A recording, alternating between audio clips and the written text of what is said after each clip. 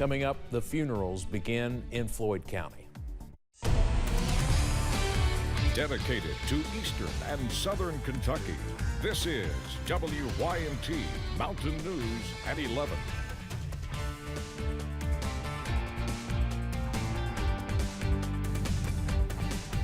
Good evening, I'm Steve Hensley. An emotional and somber day in Floyd County as the first of 3 funerals was held honoring the 3 officers killed in the line of duty last week. Another service will be held Friday for a K-9 officer that also died.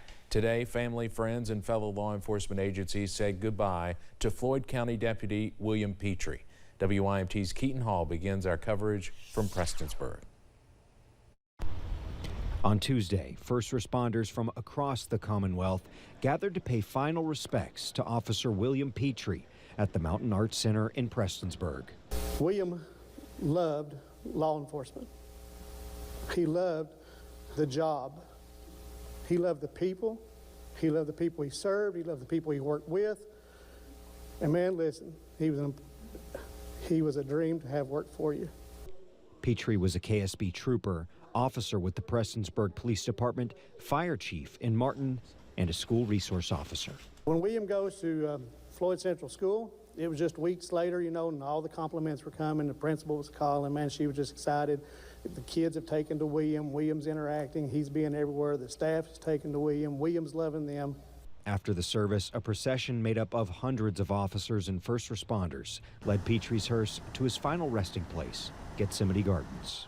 It is very heartfelt to see all of the unity of not only police officers but of people in the community to come together in this case. Under horrendous circumstances. His casket was then placed on a horse-drawn carriage and pulled to the burial site. They put their lives on the line for other people, oftentimes people they have no idea even who they are. Paying the ultimate sacrifice for the community he loved. But I never dreamed, for one, that I'd call him gone, but I knew that whenever he left, I'd call him a hero. And William Petrie is a hero. He's my hero. I know he's everybody in our department's hero, our office, and I know he'll be your hero, and he will never be forgotten. In Prestonsburg, Keaton Hall, WYMT Mountain News. Deputy Petrie was no stranger to WYMT. We interviewed him countless times for breaking news stories or things like Shop with a Trooper. One of our former reporters, Marion Fletcher, had a strong professional relationship with him as she worked to confirm information for day-to-day stories. She says the deaths of all 3 officers last Thursday is a story she wished never happened. This one really hit close to home. It really rocked our community, and I don't think Eastern Kentucky gets enough credit for the way that they rally behind our local heroes. Deputy Petrie was 60 years old. Officer Ralph Frazier's funeral will be held tomorrow at 1 p.m. at the Mountain Arts Center. We'll have live coverage wherever you watch WYMT. The funeral for Officer Jacob Chaffins is on Thursday at 1 p.m. That family has requested no media coverage inside the MAC for his service, and we will respect their wishes, of course. And K-9 Deputy Drago will be honored Friday at 6 p.m. also at the MAC in Prestonsburg. Additional information can be found on our website.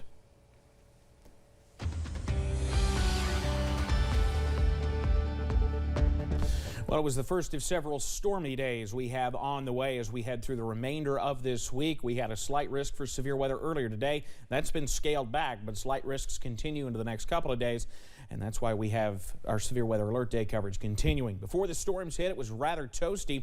How about temperatures in the upper 80s and low 90s around the region, even some mid-90s. 93 Somerset, 94 in Monticello, 95 in Middlesboro today. And look off to the west. Louisville came in at 101 degrees, where they didn't even get a lot of storms. They're still at 90 in the River City. Most of us, though, already down into the 70s. because we saw some showers and storms around the mountains. Areas that didn't see as many storms, Somerset and Monticello, they're still not far from 80 at this hour. Pinpoint Doppler, thankfully a clean sweep. Unlike what we saw earlier, our level 1 marginal risk of severe weather still in effect for the western sections as we keep an eye on the potential for more showers and storms overnight. There's our 12-hour loop. You see where those storms were across portions of the Cumberland Valley. The Big Sandy at first, then the Cumberland Valley. But we have to look off to the north for the potential for more showers and storms getting going across the Hoosier and Buckeye states, and eventually what's up near Chicagoland could be moving towards the Ohio Valley as we head into the day tomorrow. For tonight, off and on showers and storms, though more off than on, I will say, but it will be muggy, foggy, mid-70s for tonight. I'll have the very latest on more showers and storms heading in our direction coming up in just a little bit. Steve? Evan, thank you. As the fallen officers are honored in Floyd County, we continue to keep an eye on the investigation into that deadly shooting in Allen last week. We know the officers were there serving an EPO against the suspect, Lance Stortz. As Chelsea Jones explains, deputies say serving EPOs is a dangerous part of their job.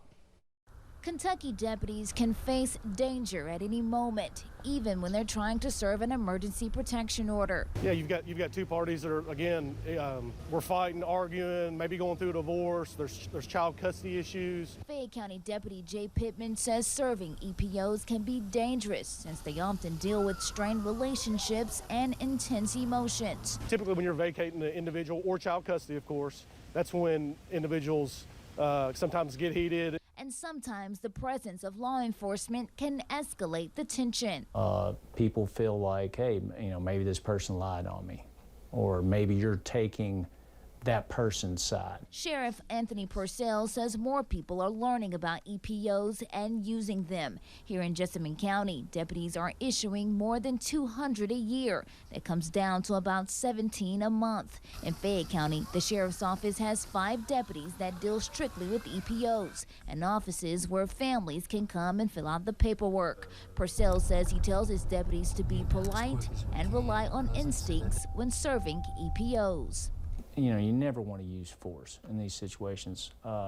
We just don't want to do that. But the ambush in Floyd County has departments on high alert, many attending the funerals of deputies who died while trying to serve an EPO. It was a bad situation in Floyd County, and it just, I don't know that those guys could have done anything different. We are reactionary, unfortunately. Departments say they are reviewing the Floyd County situation to see what changes can be made to EPO procedures. Chelsea Jones, WYMT Mountain News. An officer-involved shooting in Martin County ended with the gunman being shot and killed after firing on officers. Just after 11 o'clock on Monday night, Martin County Dispatch received a call about shots fired near a home on Sand Lick Road in Davella. 2 KSP troopers responded and were fired upon when they arrived. After calling for help, agencies from neighboring counties responded, along with the Martin County Sheriff's Office. Sheriff John Kirk says he's thankful for those who responded, as well as others who came to help in any way they could. There were actually off-duty officers that had heard, and they were actually responding as well. There were people that came into the area that were just citizens that had heard that there was something going on, that they came to try to help in any way they could. Of course, they didn't come on the scene, but they were in the close vicinity. Sheriff Kirk says the situation could have ended much worse for officers who responded, as well as those living in the area. A man in Bell County is dead following an accident while demolishing an old building. WYMT confirms 74-year-old Larry Lewis was killed in the accident this evening. Officials with the Bell County Coroner's Office say that during the demolition of an old burned house, Lewis and another man were trying to pull down an I-beam over the garage when a chain broke. The I-beam then fell onto Lewis, causing multiple blunt force injuries and crushing him. He was pronounced dead at the scene.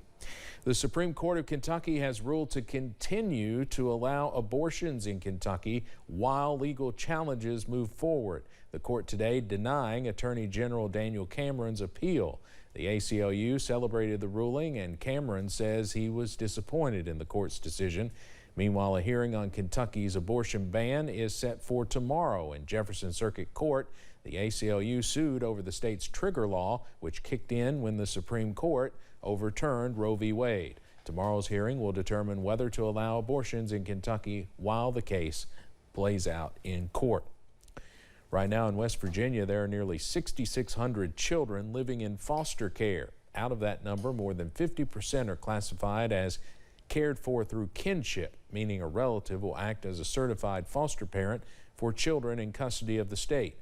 Braley and Thompson, a foster care agency in Princeton, has options for pregnant women who want to put their child up for adoption immediately, but with thousands of children already in need of homes, not even an influx in foster parents would help.